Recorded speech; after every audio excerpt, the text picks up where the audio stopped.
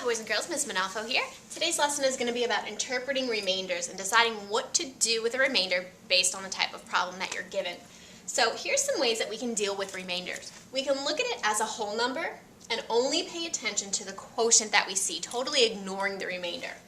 We can also use the remainder to round up to the next whole number. Or we can display the remainder as a fraction or as a decimal. Or sometimes the problem is asking us just about the remainder only and the portion that's left over.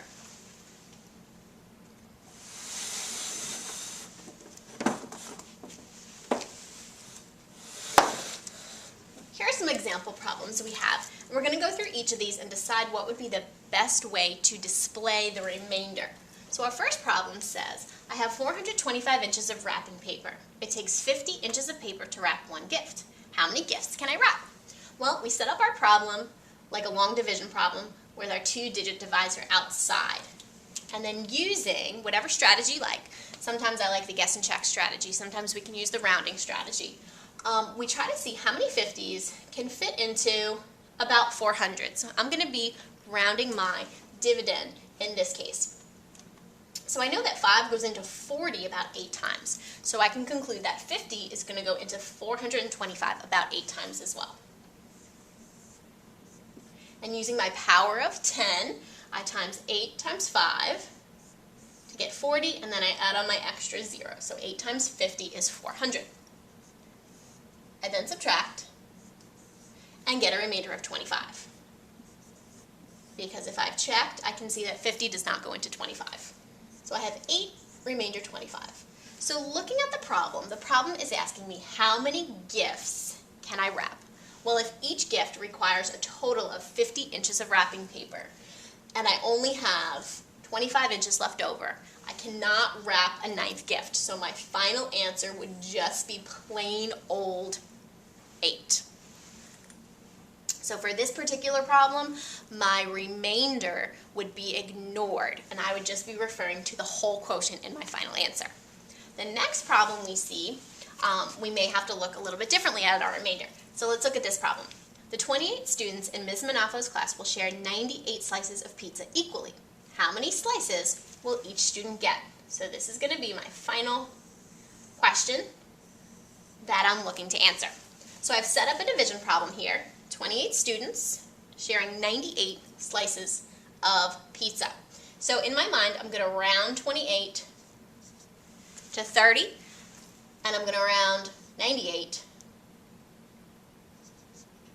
to 90. I'm going to round down because I don't want to be going over. So I'm going to ask myself, how many times does 30 go into 90? And that's about 3 times. And then do my multiplication on the side to see what 28 times 3 would be. And 8 times 3 is 24. Carry the 2. 3 times 2 is 6, plus 2 more is 8.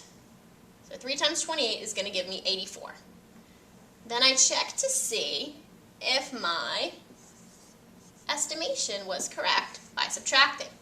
8 minus 4 equals 4, and 9 minus 8 equals 1. My 14 is less than my 28, so I know that I estimated correctly. So this shows me here that I have a remainder of 14. So the 28 students in Ms. Manalfo's class will share 98 pieces of pizza equally. How many slices will each student get? Well, here it shows me that each student will be receiving 3 pieces of pizza, but my remainder, I have a lot of slices left over.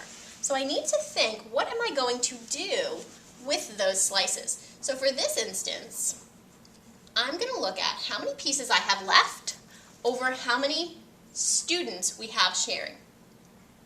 So in this case, we have 14 slices of pizza left over, and 28 students have to share them. And I'm going to look at this as a fraction. Now, when writing remainders as a fraction, it's best to put it into lowest terms. So I'm going to think to myself, is there any number that goes into 14 that also goes into 28?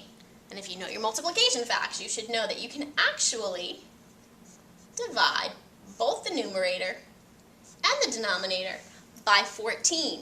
14 divided by 14 is 1, and 28 divided by 14 is 2. So my 14 slices can actually be cut in half to be shared amongst the 28 people, giving me a final answer of 3½ slices each. And that would be using my remainder to write the answer as a fraction. Often when they're talking about slices or sharing cookies or things like that, you can actually divide it up and use fractions in your remainder. Let's take a look at some other types of problems where the remainder might. For tonight's homework, I'd like you to take these 4 examples and show your remainder as a fraction for this problem, as a decimal for this problem, which all you would have to do is move your decimal right up top, as a remainder the normal way you're used to with the R, and here I'd like you to use the remainder to help you round up to the next whole number.